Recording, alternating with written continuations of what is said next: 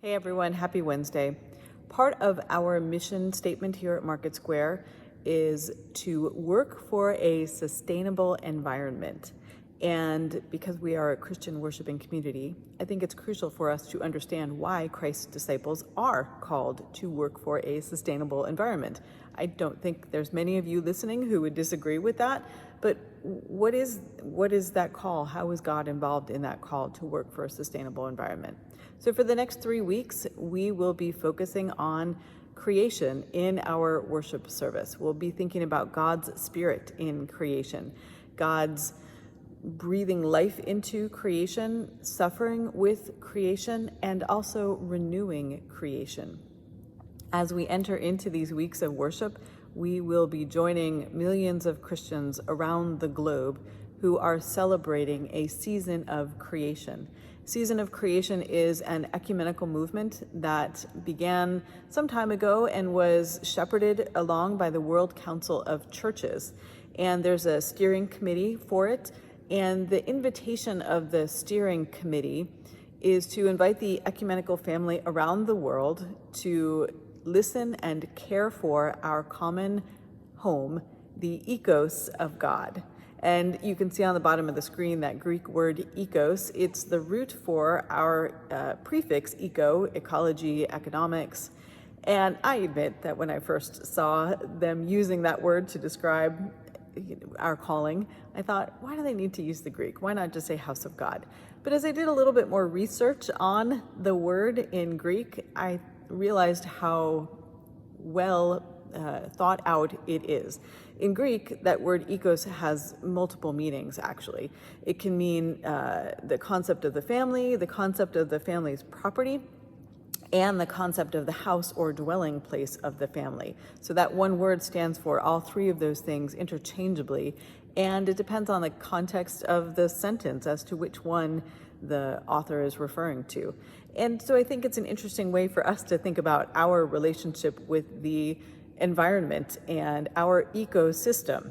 What is the family? Is it all of creation? I'd like to think so. We are all God's created matter, human beings and animals and the planet. What is the family's property? Is it the biospheres in which each of us live? What are the gifts and resources that we have? What is the family's house? And maybe that's the easiest thing for us to agree on, that the earth is our common home. And so whatever is good for the earth is good for all of the family of God. So I think it's an interesting way to enter into thinking about those multifaceted and complex relationships between human beings and the rest of creation. I want to share with you in closing something that I found written by Pope Francis, actually. And this is part of one of his papal encyclicals. You may have heard of it. It's called Laudato Si. There's Latin for you. I think I'm pronouncing that properly.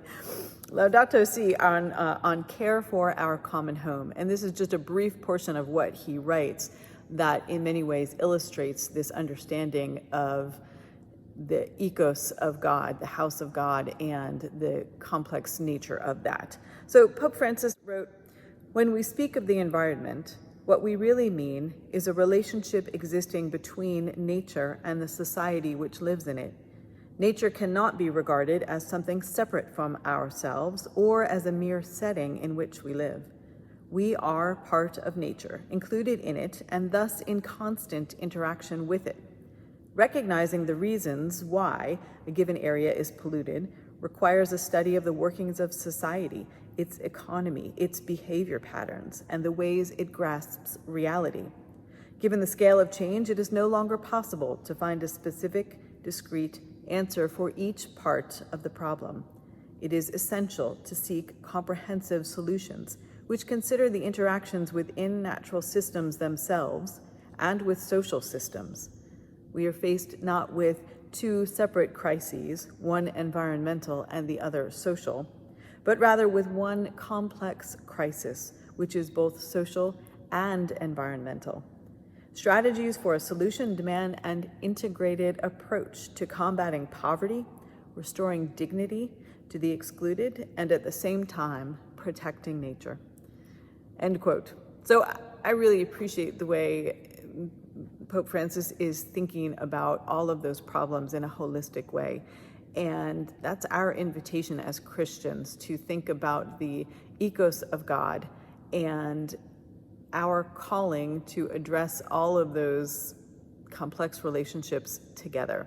So we're going to be thinking about that in the next couple of weeks here at Market Square in our worship service, and I hope you'll join us. Thanks for listening today. Bye.